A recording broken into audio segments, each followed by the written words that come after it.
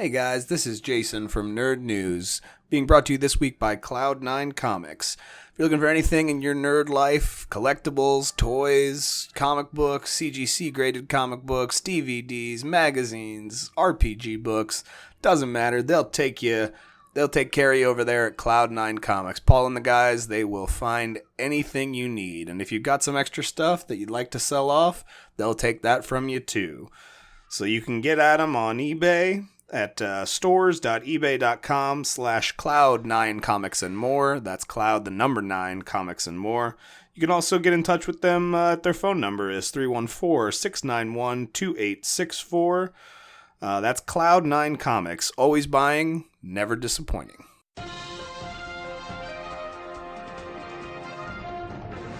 Thank you for tuning in to Entertain the Geeky, your source for nerd news. Hey guys, welcome to Nerd News. This is Jason with you as always.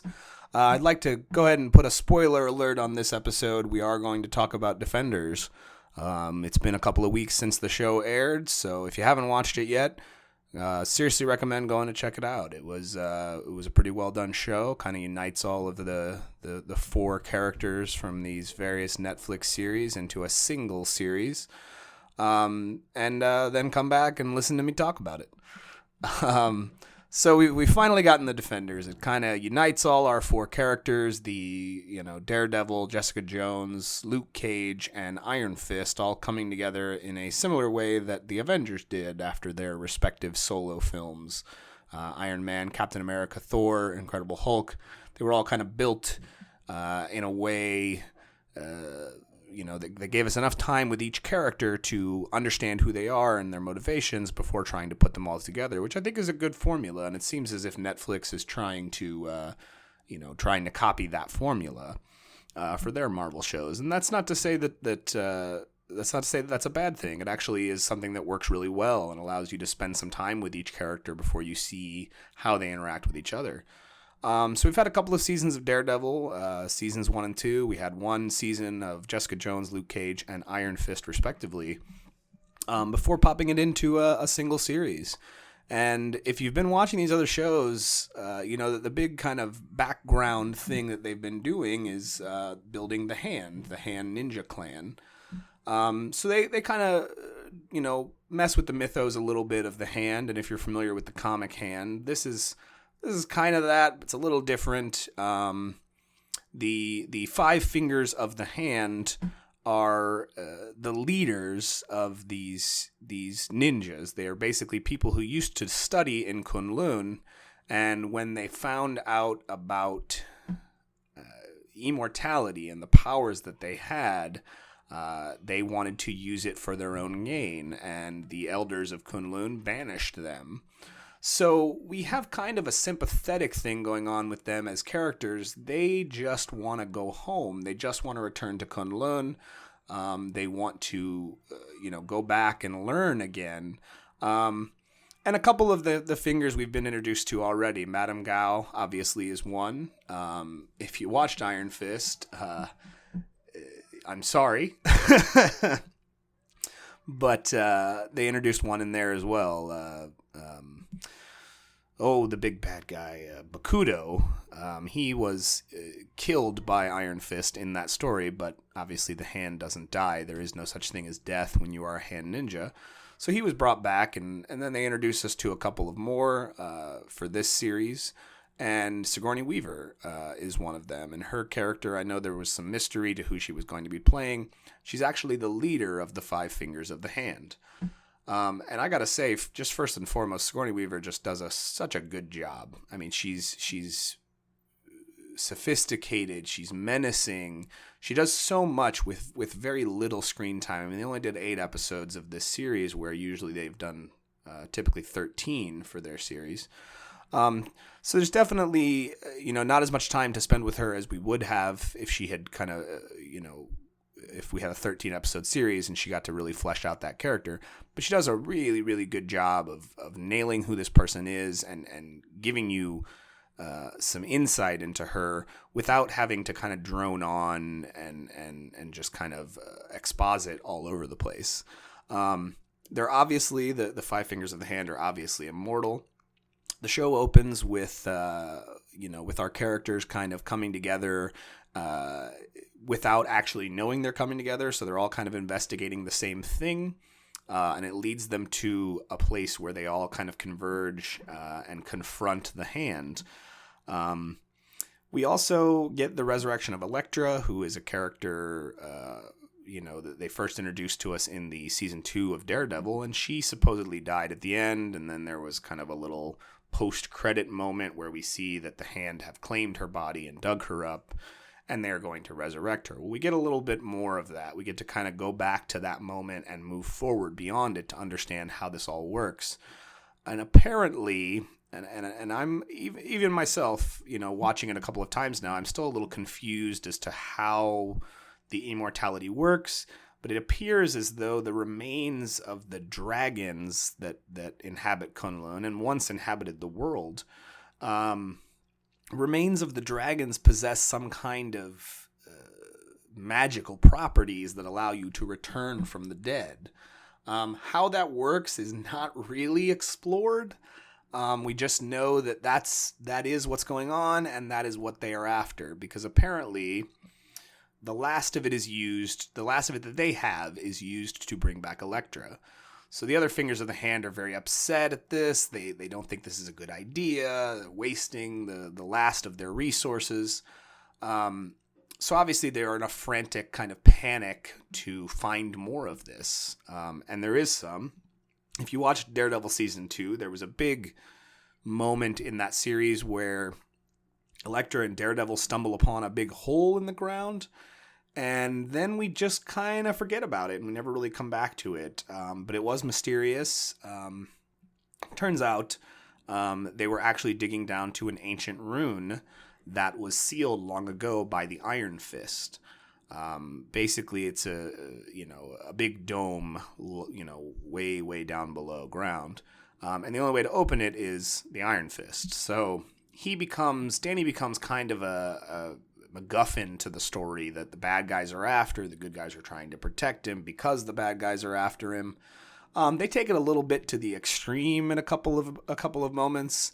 But we see a lot of fan favorites return. I mean, side characters that you just would not expect to pop up in a series about the Defenders, about their team up. But we have the sidekick characters basically. So we have we have Foggy, we have Karen. You go to Luke Cage, we have Misty Knight, Jessica Jones. I'm spacing his name right now, but the guy that lived down the hall, who was the heroin junkie who was working for Kilgrave. And obviously from Iron Fist, Colleen Wing is still a big part of it. So it was kind of interesting to see these characters interact for the first time. Jessica Jones also gave us Patsy. Trish Walker is her name in the show, but she was on a sitcom when she was younger called Patsy, and she played Patsy, the wide-eyed teenage girl, and it was just a goofy sitcom. Now she hosts a radio show.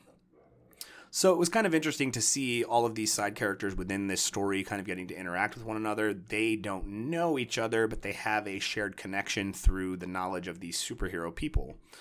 Because Daredevil is obviously the only one who conceals his identity in any way. Jessica doesn't try to conceal her identity because she doesn't really care. Luke has found more power when people know who's coming at them. And Danny is just arrogant enough to think that he doesn't have to conceal his identity.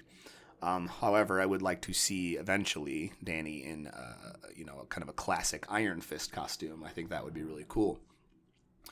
But anyway, the plot kind of, weaves around a little bit, shows us some interactions between the characters, shows us some interactions between the Hand, and ultimately they get Danny to open this crypt below New York, and inside it are the bones of a dragon, a long dead dragon. And again, I'm not really sure how that all works. In fact, I think if I had one complaint about Defenders, that would be it, that the bad guys' necessity for these dragon bones is not really explored enough, and it's not really understood what they do with them in order to turn them into this goopy blood-looking stuff that they use to resurrect the fallen. It's all just kind of very vague and ambiguous. What which I found to be a little bit annoying. But other than that, the show is very fun. Seeing the four characters interact with one another, seeing them fight together. There's some really silly moments. Jessica comments about the fact that she's the only one who doesn't know kung fu. Luke doesn't need to know kung fu. He's just got that super strength thing going on. But Danny and Matt, so Iron Fist and Daredevil, they definitely have a kung fu thing going on. And all the ninjas that they face definitely have a kung fu thing going on. So it becomes quite annoying for Jessica, who in and of herself is super powered and doesn't really need to put much into a hit in order to take someone down. But what she finds in a lot of the fights is these kung fu masters are very adept at like dodging and kind of ducking and weaving around her. So it becomes kind of frustrating for her, and that led to some pretty comedic moments. As far as what Iron Fist was, is Danny a better character in the Defenders? I think Danny is a better character in the Defenders. I think the problem I had with Danny in Iron Fist is he was just very whiny, and he felt like he didn't feel like his comic counterpart, this confident ninja kung fu guy, Shaolin monk, whatever you want to label it. He just comes across in the TV series as kind of a brat, a spoiled rich kid who lost his parents and now he's trying to reclaim the fortune that he lost.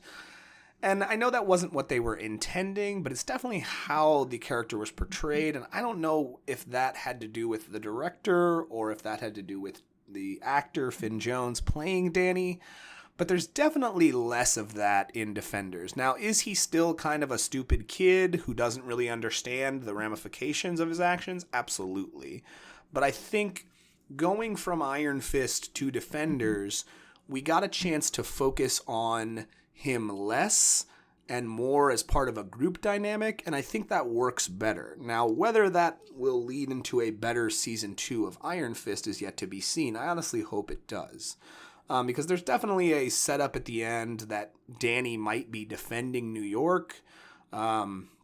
Ultimately, they defeat the Hand at the end, but they have to sacrifice Matt Murdock to do so.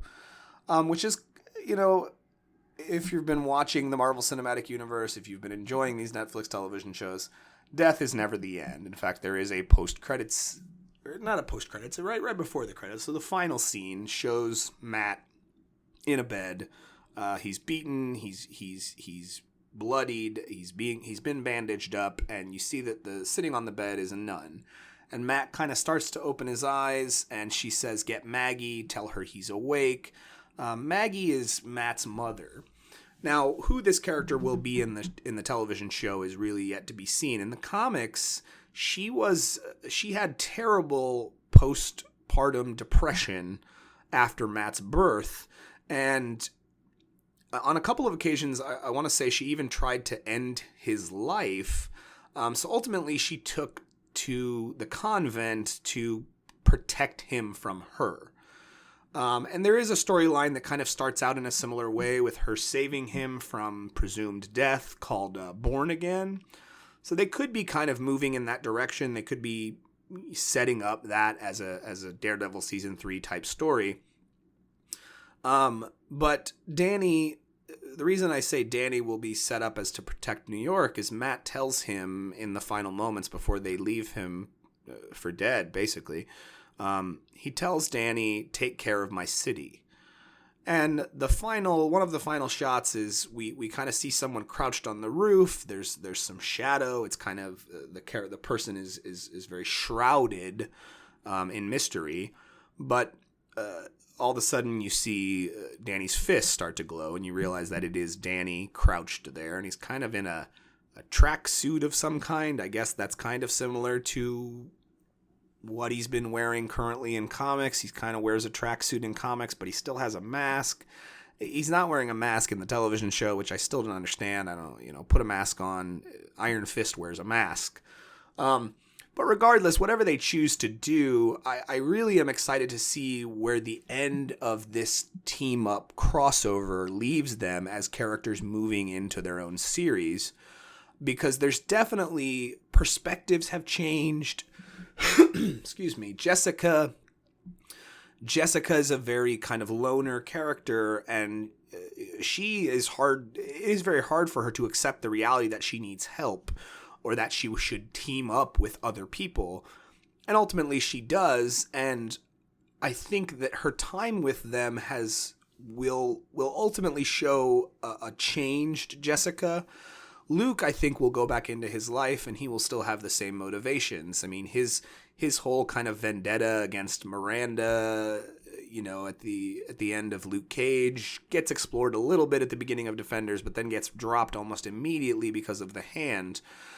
So I think we've already kind of set in stone what his next story will be. As far as Danny goes, I guess we're going to have Danny be the protector of Hell's Kitchen for a little while. I guess it really just depends on whether or not Season 3 of Daredevil comes before Season 2 of Iron Fist, and I'm not really sure what the schedule is yet. They have not announced it. The only thing that we know for sure is that the next series to hit Netflix will be The Punisher, and it's supposed to air sometime in November, if I'm reading the rumors correctly. So whatever happens, I'm excited to go forward. I'm excited to see what they do, and I'll be excited to see if they come full circle and bring them back, or maybe introduce us to some new characters.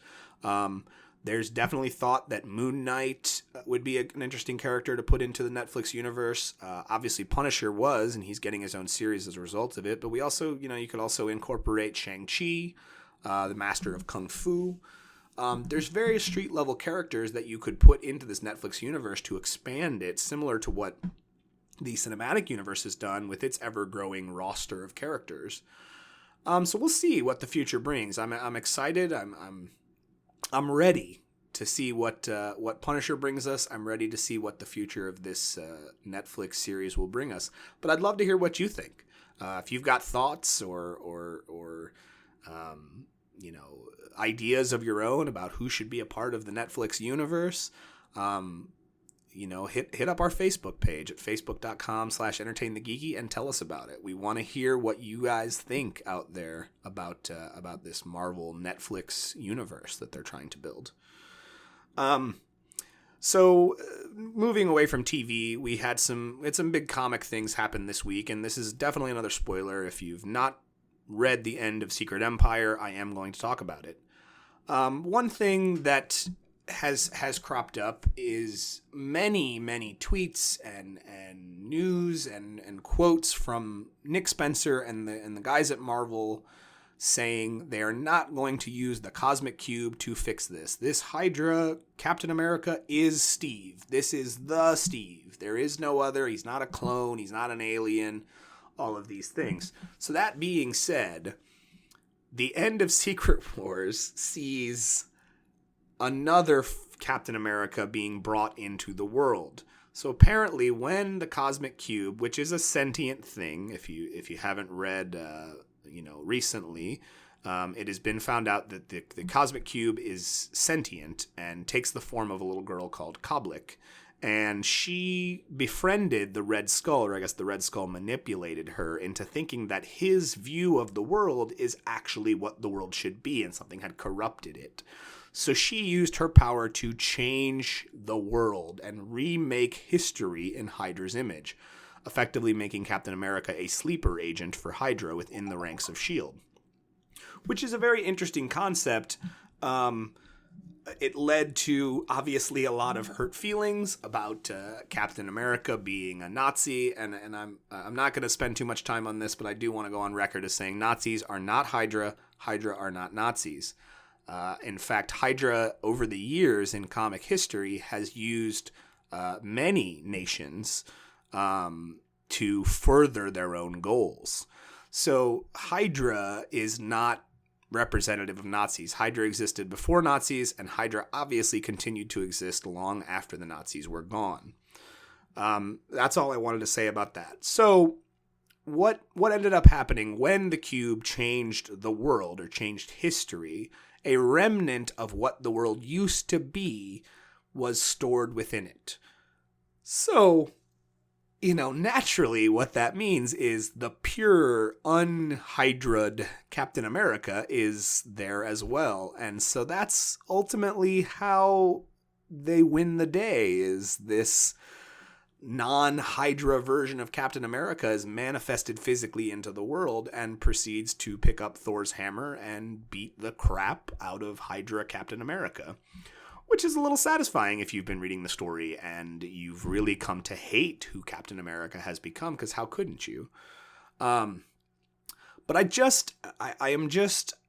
have a problem with the lies that have come from Marvel about, we're not going to use the cube to fix everything, this is going to stick, all of this and that. And then we come to this final issue and the cube fixes everything. Now, I'm not saying that the cube is responsible for changing the world back to the way it was, but the cube is definitely responsible for the version of Captain America that's going to fix what's wrong.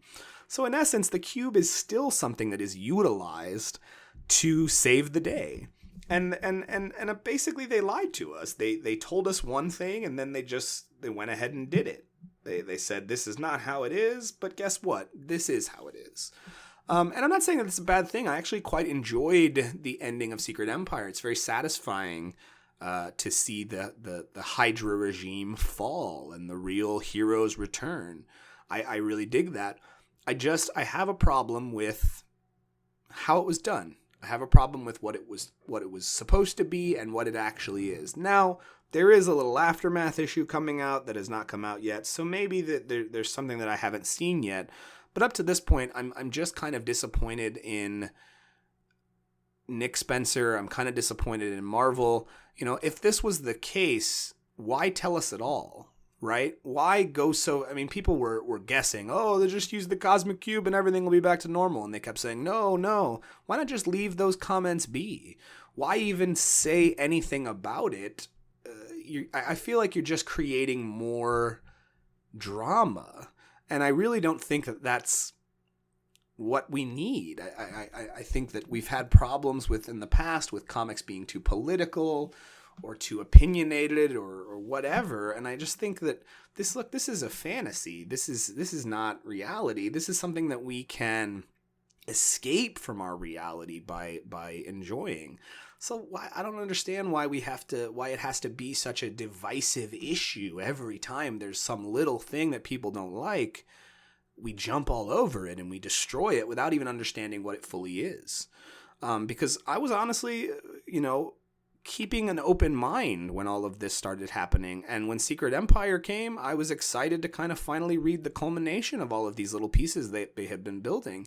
And I'm not going to say I was disappointed with the story, because I wasn't. I'm a little disappointed in the ending, but I was not disappointed with the story. I had fun. It had ups and downs. Captain America became a person that you loved to hate.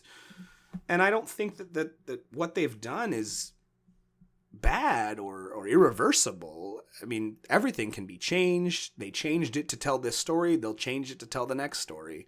And that's how it is. So I guess before I keep rambling on, I guess my point is, sometimes let's just enjoy comics for what they are, an escape from reality. Whether or not that's a good escape or a bad escape, well, it depends on the writer and depends on the comic that you're reading. But find what you like and enjoy it. And don't judge it before you have a chance to understand what it is. Well, that's gonna bring us to the end. I went on a bit of a rant there about Captain America. I apologize.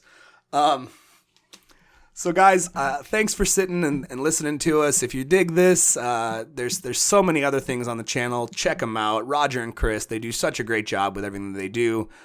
Check us out on entertainthegeeky.com. You can find us on Facebook at facebook.com/entertainthegeeky. And if you want to talk to us, you want to chit chat, leave us a message there. We're also on Twitter at entertaingeeky. So check that stuff out. Leave us some comments about what you think about what we're doing. If you dig what I'm doing, hit like and subscribe and enjoy what we have coming out for you in the coming weeks. Until next time, guys, stay geeky.